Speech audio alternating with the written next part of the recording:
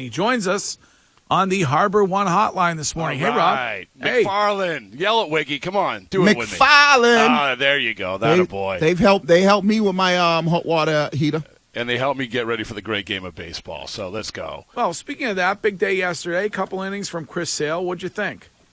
He was good. And how about the big smile coming off the field, which usually you don't get after a 2-inning outing in spring training. But this meant a lot to him. You could tell it meant a lot to him. And for the Red Sox, one of the most important things, he actually was a good pitcher. He was a good pitcher on the baseball field. So that was a hugely encouraging thing, no question about it. And so I think, other than the Justin Turner incident, which I'm sure we'll talk about, but the Sale thing was, if you're talking about Chris Sale yesterday, that was a pretty big step in the right direction, not only for the team, but I think for him mentally. Rob, another guy that we saw a little bit from yesterday was Ryan Brazier, and a lot of fans wondering what the Red Sox see in him and why they keep him around for so long. What do you see? Oh, man, I get to do my Ryan Brazier stat now because I'm a Ryan Brazier defender. So, okay. So the last 13 outings last year, he had the third best opponent's batting average of any reliever with as many outings. So when people yell and scream about him not being DFA'd or him taking a roster, they're looking at his overall ERA. And I'm just telling you, listen, I don't know if he's going to be any good, but I'm telling you why they kept him around. And he pitched pretty well yesterday. He's fine. So that's the reason why they kept him around. I plead to Red Sox Twitter, just take a breath and just soak in Ryan Brazier a little bit this spring training and then reset and say, okay, you know what? Maybe he's actually a good pitcher. Bradford, kind of back to Chris Sale. Is he the most important piece of this Red Sox rotation? Yeah, he might be the most important piece of the entire Red Sox, Wiggy. I mean, they don't. You obviously need 9 guys. You don't run isolations for outfielders, pitchers, but still, he is that important. Think about it. When we play the fun game of who is going to be the opening day pitcher, it's okay. Well, I mean, what do you have to draw from? He represents one of the few opportunities to have an ace, and this is a guy who's barely pitched since 2019. That's where we're at, but at least he supplies that potential, and if he is that guy, then it changes a lot of things. But like we've said before, 2023 Red Sox, maybe? So there you go. Rob, it has been awesome to watch games and to see an actual viral storyline out of baseball that's been positive for the first time in 20 years. Is it as, have the players that may have been, whether it was Pivetta or others that were very frustrated by the new pitch clock, have the players at least seen the overwhelming positive reaction to the changes baseball's made? Yeah, and this is the thing. I think Pivetta, that was a great conversation at Winter Weekend with you and Pivetta going back and forth. But I think that it stemmed from these guys didn't want to be told what to do, right? So that was their problem. How dare you? It's fine, but you got to let us know and you got to ask us more questions and so forth and so on. Now we're in the middle of it. There's no one down here who doesn't think this isn't a good idea. Holy mackerel. It's these games, when it is a 3-hour game, you're like disappointed. I mean, we've had games we've had games down here where you've had pitching changes, injuries, like 19 hits and everything else. They would be easily 4-hour games, and they land at 3 hours. And most of them have landed at 2.5 hours. And believe me, if Joe has altered his dinner reservation strategy dramatically. This has changed everything. And Chris Sale said this to me the other day. He said, you also have to factor in, okay, you have a half hour off of each of these games.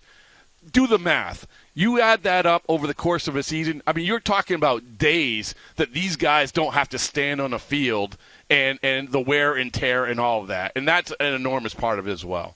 Speaking of injuries, we talked about this a lot this morning, but and I feel like saying that it's weird to say you got lucky and you only got 16 stitches, but I feel like Justin Turner dodged a little bit of a bullet yesterday, amazingly.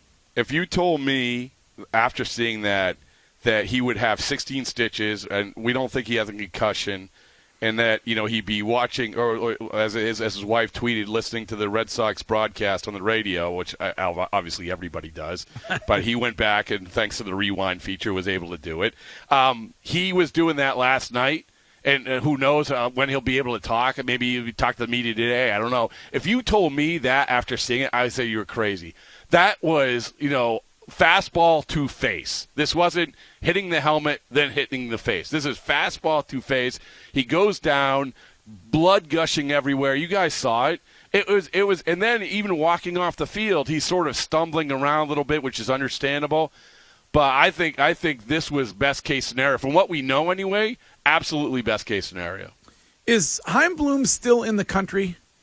I didn't. Yes. I didn't see him at any of the events this weekend. Oh, you didn't? No, Oh, man. No, I just wanted to make sure he's still with the organization, still in the United States. You didn't see him when you were soaking into the waterfall at the pool? No, he wasn't. He I had wasn't there. a big event at the stadium on Friday evening. I didn't see him there. But, by the way, how do you not let me know that you're under the waterfall at the pool? Because I would have left whatever game I'm doing, whoever was interviewing.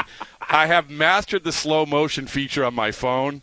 I mean, talk about. I mean, this would have been the biggest photo shoot since Kathy Ireland in '88. I gotta tell you, I gained, I think, 5 followers because of it. So, just like Courtney, I'm a thirst monster. I gotta tell you. And the slow motion thing is redundant when it involves Greg. I think Courtney got like 1,000 followers from her butt picture on Instagram. Right? Oh, well, Did you get I mean, I know it new? sells. Was it 1,000? Yeah, I think it was around 1,000. Pretty good. So. Well, there's something I can aspire to today. I'm going to go out to the field and try to do the exact same thing. Yeah, it doesn't have. Listen. Doesn't have quite the same effect when we do it, Bradfo. No, it's not quite. Oh, You tried? just need cheekage. That's what you were missing. He'll be back down in Florida this weekend, Bradfo, so you can take your slow-mo and get him cheeks out. Let's do a dual photo shoot with plenty of cheekage, Greg. That's okay? what you need. Who's the biggest ass in Red Sox history? I'd probably say Veritek. He had a big butt. Well, so anyway, Heim is around. I don't know why he wasn't at the event, or if he was at the event, or whatever. I took a picture of him wearing his spin rate with a dreidel T-shirt supporting Team Israel yesterday. He's actually around more than I've ever seen a GM around. I mean, again, I don't know about the event or whatever, but in terms of availability, I've never seen a GM as available as he has been recently. Do you think they head into opening day with regard to, specifically kind of what they've done with pitchers and batters, and that stays as it is, or do you think they adjust before opening day? Oh, in terms of what they're doing? What do you mean? Time-wise. Do you think they end up giving them more time? Do you think? Oh, yeah, with the rules. Yeah. No, I think that they'll adjust a little bit. We have the mic sometimes right up against the umpire, and you can hear the players constantly asking questions like, can we do this? Can we do this? Can we do this? So, yeah, I think there's still a lot of adjustments. There's a lot of gamesmanship that's going to go on. When we saw the Red Sox bring in the extra outfielder as another infielder a couple games ago. So, yeah, I mean, I do think that this is something that is going to be a work in progress. But to you guys' point, there's nobody down here who's saying this is a bad idea. Nobody. It's come off better than I think that anyone can anticipate. No question. Bradfo, it feels like this spring training compared to past is different with the accessibility you guys have had to players. And I think you've done such a great job with your podcast and getting guys to kind of open up to you and show a little bit more of who they are to fans. Do you think that was a motion by the front office to kind of get people back on the Red Sox side? I think they might have lost some fans this past season, this past offseason, and maybe putting these guys out in the spotlight for fans can draw them back in. It's a good question. I think with Heim and with Sam Kennedy and those guys, that was definitely an initiative. Get out there, talk to everybody and everything else like that. I think, though, with the players, you can't tell the players what to do. Like you can basically say, hey, guys, go out. I had one player, I had heard about one player when they were doing the team meeting, and they're talking about how hard it is to play in Boston and everything, and he turned to another player and said, what are we playing, in North Korea? It's like, no, it's okay. It's okay. Boston isn't as tough as everyone thinks it is going to be, and I think that you have to have the players willing to do that, willing to be out there and talking to people. And with this group, for the most part, I think that's what they're able to do. Before Turner got hurt, he was a guy who was always out there. Obviously, Kike's out there.